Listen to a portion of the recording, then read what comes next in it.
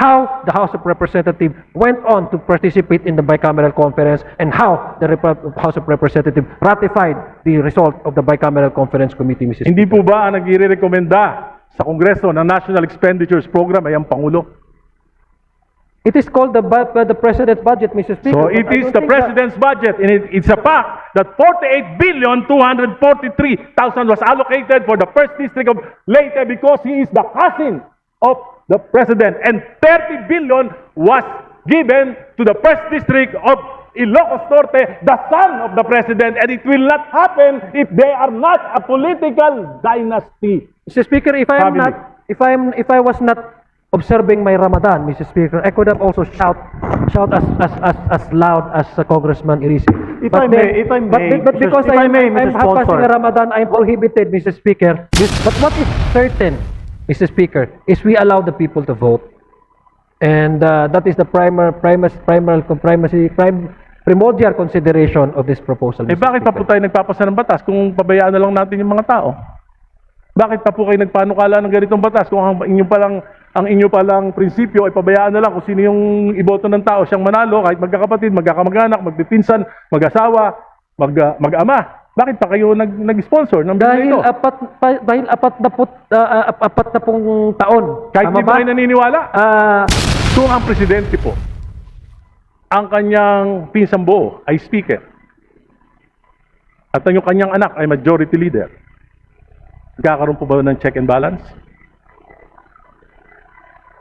Ayon sa bersyon ng inyong committee, pinapayagan pa rin ang mga magkakamag-anak hanggang ikalawang antas ng consanguinity o affinity na sabay-sabay humawak ng posisyon sa gobyerno basta't magkakaibang antas o posisyon. Tama po ba yon?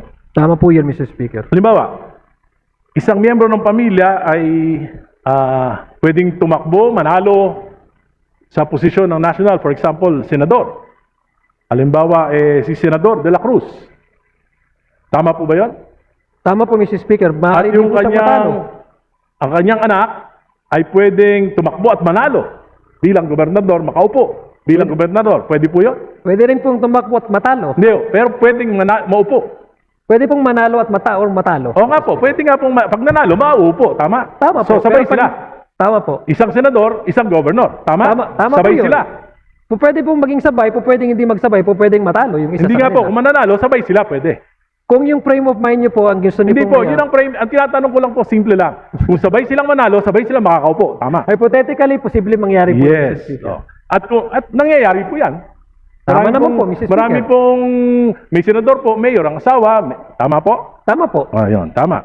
At yung kanyang isang anak, pwedeng maging congressman sa District 1 ng kanilang probinsya.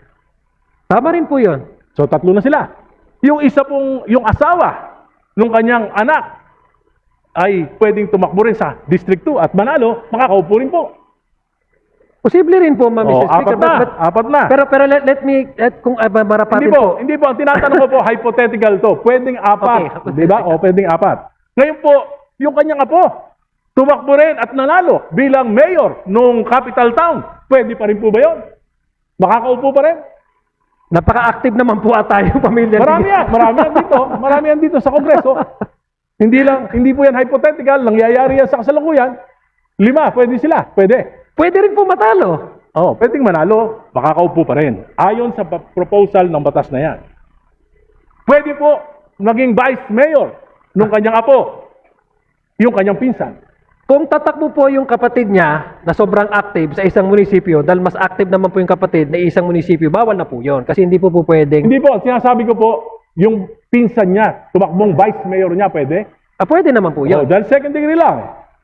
At yung pinsan niya sa isang kapatid ng kanyang tatay, tumakbong konsyal, pwede pa rin pong manalo. At makaupo. Tama po? Tama po. So, 7 na sila. At yung asawa nung kanyang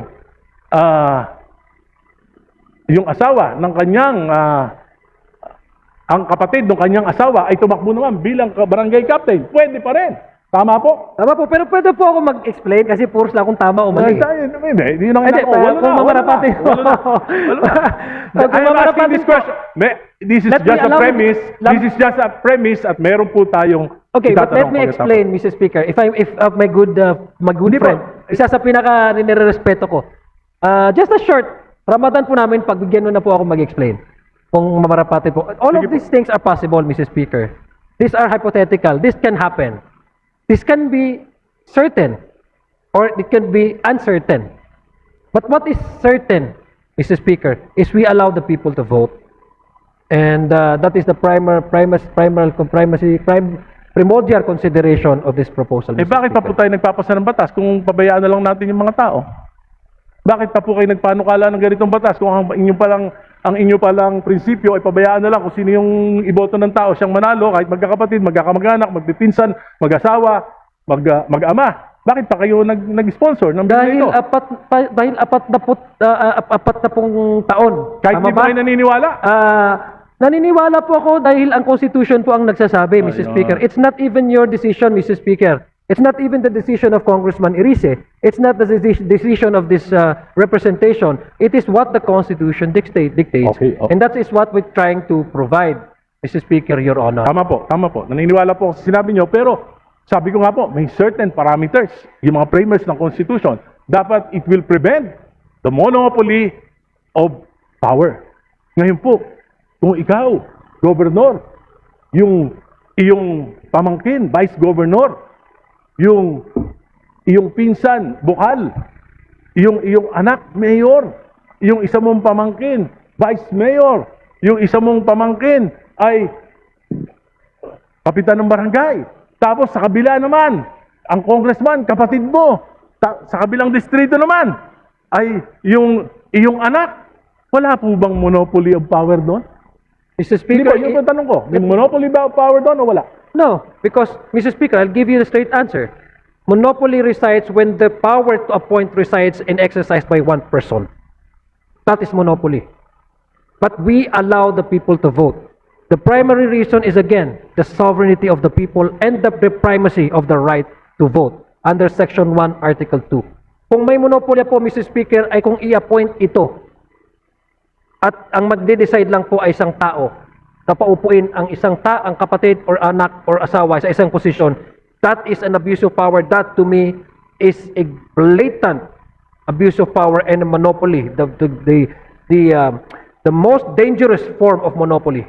But this time we present individuals to the voters and the voters vote. That's what the Constitution So says. hindi And po that's what kailangan, I'm trying to- yung sinasabi that is what niyo po, I'm hindi trying na to kailangan provide. ng batas na ito. So in terms of what now, Mr. Speaker, based on the status quo, just for the sake of argument, Mr. Speaker, what could be described as something that is predominantly controlled by one family. But since we don't have the anti-political dynasty as of yet, there's no point for us to really say that this is dominated by one family. Maybe many offices, Mr. Speaker, are being handled and occupied by the same family. Predominantly, very active ang family nila. But domination in monopoly is also a gesture of one exercising that power to make sure that sensitive positions are occupied by blood relations that would give him or her undue advantage over these resources. Oh. Yun lang, I'm just... Ngayon po, ang ibig Ngayon po, sabihin- pag mayroon po tayong anti-political dynasty, talagang meron na po tayong definition kung ano po yung abuse of Subalit power. yung sinasabi nyong abuse of power in appointments, ay yung sinasabi nyo, May nepotism na po tayo, Mr. Speaker. so ano magagawa ng batas na yan? Hindi ganun din, pareho lang. Ang Whether there is a law or not, ganun pa rin. It's the same thing. Mr. Speaker, If your definition of monopoly of power is just on the appointments, di pareho lang. May batas o wala. no, that is exactly what I'm trying to do because monopoly really resides if one person exercises that authority to appoint a certain relative just so that they can have actual access to resources. That is monopoly, Mr. Speaker. That is very much against the law of nepotism, di ba, Mr. Speaker? But that is precisely one because that is precisely the issue. In-exercise undue advantage ng isang tao. Kaya walang nepotism eh. Ito kasi eleksyon. Hindi to isang tao. And by the way, Mr. Speaker, it's not the family that decides who run. It's the candidate actually that provides CONA. Because remember, Mr. Speaker, Your Honor, the COMELEC requires one candidate to provide the certificate of acceptance and nomination. If you don't have that, probably the tendency you will be described as a nuisance Well, candidate. there are many No, Mr. Speaker, my point here, Mr. Speaker, is that the reason why we allow all of this because number one, the subdivision under our political system, 7160, is the autonomy of each political unit. It has a separate constituency, it has to exercise its mandate, it has an internal mechanism and regulation to run their affairs, not necessarily connected with the one or neighboring LGU. That's how the structure of our political units under the 1971-60, Mr. Speaker, of the Local Government Code. We also attach that in order that we can balance it out with the right to vote and the right to be voted upon. And I've mentioned earlier, Mr. Speaker, there are several bases, not only in the Constitution, Section 5 on the suffrage, Section 1, Article 1, but there are other treatises internationally which we are the party or signatory of this covenants, the civil and political rights, etc., stating, Mr. Speaker, that there shall be no abridging the right to vote and to be voted upon, Mr. Speaker, Your Honors. The anti-political dynasty, as may be defined law, is a regulation and that's not an absolute prohibition. It is an exemption. So we are doing this, Mr. Speaker, in order to decongest the control of one family over one locality, Mr. Speaker, Your Honor, so that we can promote and uphold check and balances, which is the essential feature of a working Republican democratic country such as ours, Mr. Speaker, Your Honor. I don't think, it encourages the political families to engage more of their family members to run for public office. Anyway, Mr. Speaker, ang isa po sa mga pundasyon ng demokrasya ay check and balance. Naniniwala po ba kayo niyan? Tama po yan, Mr. Speaker. Kung ang presidente po, ang kanyang pinsang buo ay speaker, at ang yung kanyang anak ay majority leader, nagkakaroon po ba ng check and balance? Unang-una po, yes po, dahil unang-una, ang magkakaiba-iba naman po ng jurisdiction, itong ihikatura, legislatura at ihikutibo. Pasensya na, hindi po ako Tagalog, Maranao po ako, kaya ihikutibo at legislatura, Mr. Speaker. Sa tingin niyo po ba yan ay hindi magdudulot ng pag-abuso? Wala naman po, dahil may internal mechanism and arrangement po ang bawat institution na ito. For example, bigyan ko yung example, halimbawa, 2023, 2024, 2025, ang total allocation po ng 1st District of Leyte kay Speaker Martin Romualdez, nung siya ay Speaker, ay 48,243,911,000. Yan po ang total allocation sa loob ng 3 taon. Yan po ang pinakamahirap na probinsya.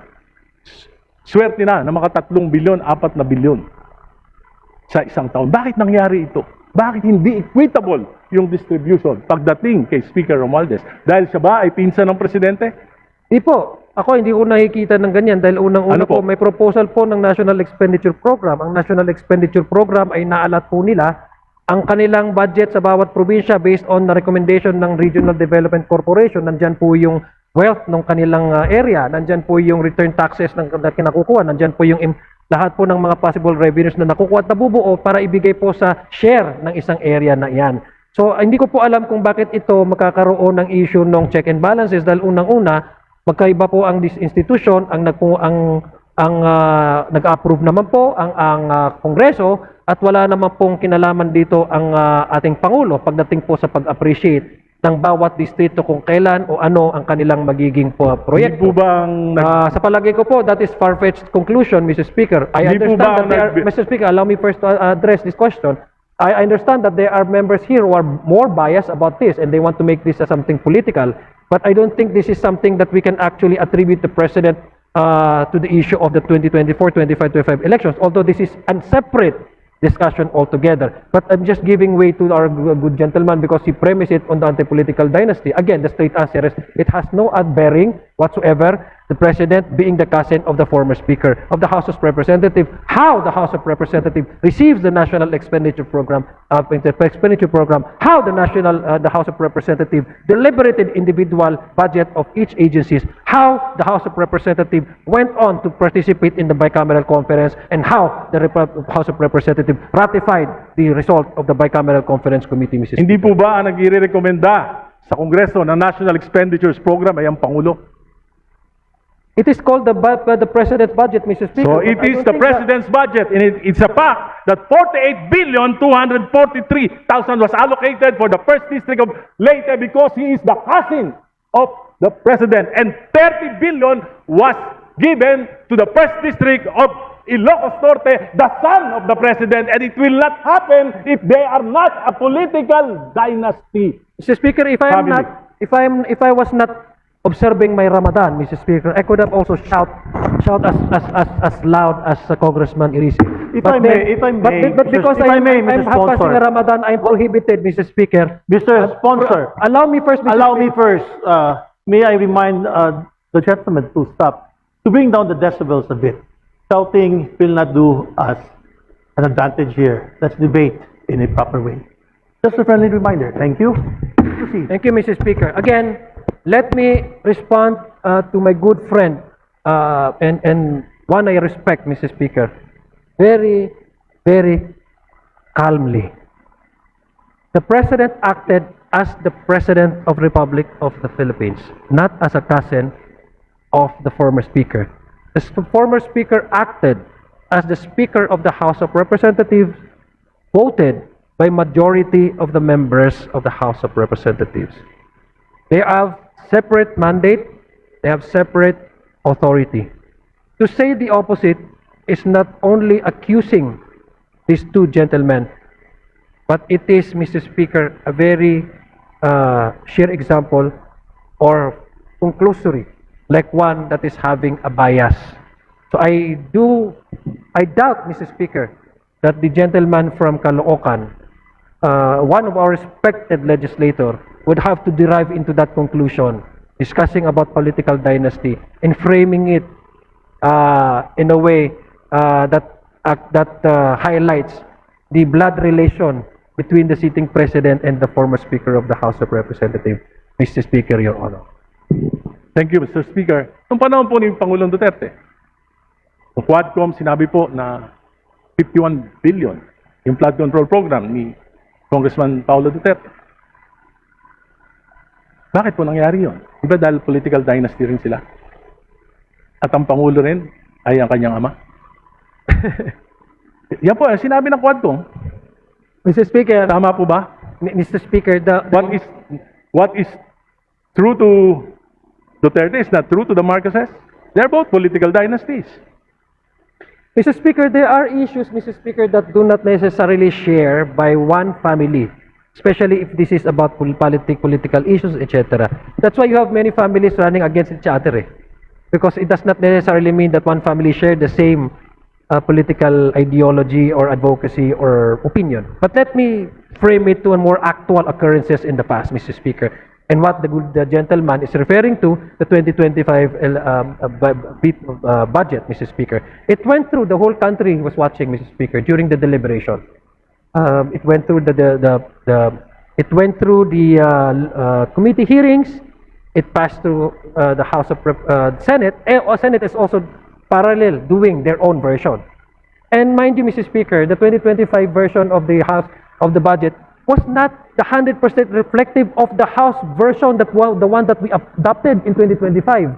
Mind you, Mr. Speaker, what we adopted in the House of Representatives has the education sector has the highest number of budget amount, the GAAB House version. When it went to the BICAM, it was changed, Mr. Speaker.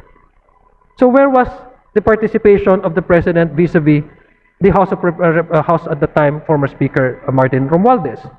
There was none, if you ask me. There was. There was none, Mr. Speaker. There Number was. two, The House ratified allow me to, the BICAM report. The Mr. House Speaker, again, ratified. I would pretend that the good gentleman from Caloocan is observing the proper decorum because I'm under fasting, Mr. Speaker. I would humbly request him, for the sake of our shared Abrahamic faith, to please avoid shouting. Sorry. Because I can hear you. Miss- I can hear you quite clearly, Mr. Speaker. Mr. Sponsor, may Thank I just you. respond to you? Yeah, I will- You know, yes. I am Allow me- not- allow me I first- am not angry. allow me This is first just to my continue. natural voice. And I'm very passionate about this because I've been fighting for political dynasties yung nilabanan ko. Buti pa nga, buhay pa ako. At napahirapan talaga ako ng gusto. At alam ko yung frame of mind ng karaniwang mga political dynasties. So, yung pong boses ko, hindi po ibig sabihin galit ako. Ito po ay passion. Passion. Salamat po. Maraming salamat po. Thank you for that explanation. I agree, Mr. Speaker, that the good gentleman from Caloocan is very, very passionate.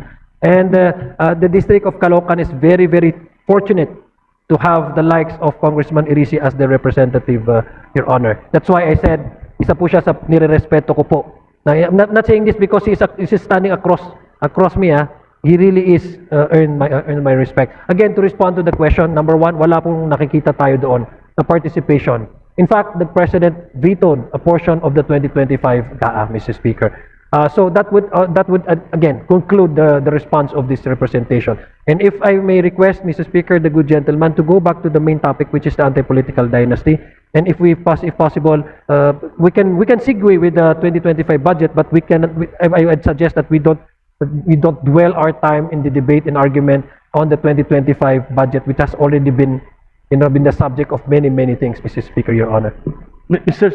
Speaker, I'm just trying to point out that political dynasties breeds corruption. And during the time of Speaker Romualdez and President Marcos, dito po nangyari yung pinakamalaking pagnanakaw sa kaban ng bayan. And we cannot not put blame to this House. Kasi po niratify natin yung BICAM Committee Report. Hindi po ako kasama nun. Hindi ako kasama nung 19 Congress. Niraratify po yan. At yan po nangyari, 800 billion diversions and amendments noong 2023, 2024 po 700 billion, at 2025 300 billion plus. Hindi po yan nangyari kung wala pong naniniwala ako kung wala pong monopoly of power. Kasi po dito lang sa bansa natin nangyari na wala po akong alam na bansa na ang presidente, yung kanyang pinsang buo ay speaker at yung kanyang anak ay majority leader. Kaya po sa tingin ko, isa ito sa dahilan kung bakit nagkakaroon po ng problema sa check and balance. Anyway, Mr. iba na Speaker, po may I ako respond? May I respond? Okay. Thank you, Mr. Speaker. Again, that is the opinion, Mr. Speaker, of the gentleman from Caloocan. It does not make it as a fact. All of us are entitled to have our own opinions, and that is his opinion. My opinions differ from that of the gentleman from Caloocan. And let me just quote, Mr. Speaker, because I was reminded by one of the participants in Carmona, Mr. Speaker. The one that is actually against anti-political dynasty. According to him, Mr. Speaker, and I quote, "Those who wish to steal will steal. It does not follow that people are related. If they want to steal, they will steal." It's a very logical and practical and pragmatic way of understanding things. No? Hindi naman nangungulugan na magkakamag-anak ay lahat niyan sila magnanakaw. Kasi kung magnanakaw ang isang tao, hindi kinakailangan maging anak ng hari palag magnakaw. Kung ayaw magnakaw ng tao, maski hari yan, hindi yan magnanakaw.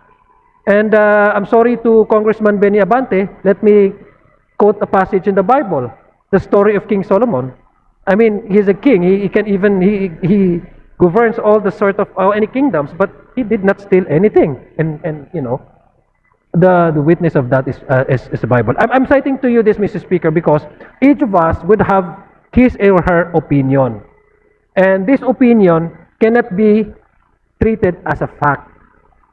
So that is the opinion of the good gentleman from Caloocan, which I respect. And I think that his opinion is wrong. And that is my opinion, Mr. Speaker, Your Honor. Totoo po yun na kung ang isang tao ay ayaw magnakaw, hindi magnanakaw. Pero kung ang tao ay gusto magnakaw, magnanakaw siya. Pero mas madaling magnakaw kung yung tatay mo eh, yung nakabantay sa kaban ng bayan at tiyuhin ay siya namang may hawak ng susi. Anyway, I'll go to the next item. Equal access. Ang parehong provision ng konstitusyon ay nagsasabi rin na dapat garantihan ang pantay na pagkakataon ng mga mamamayan na kapagsilbi sa pamahalaan.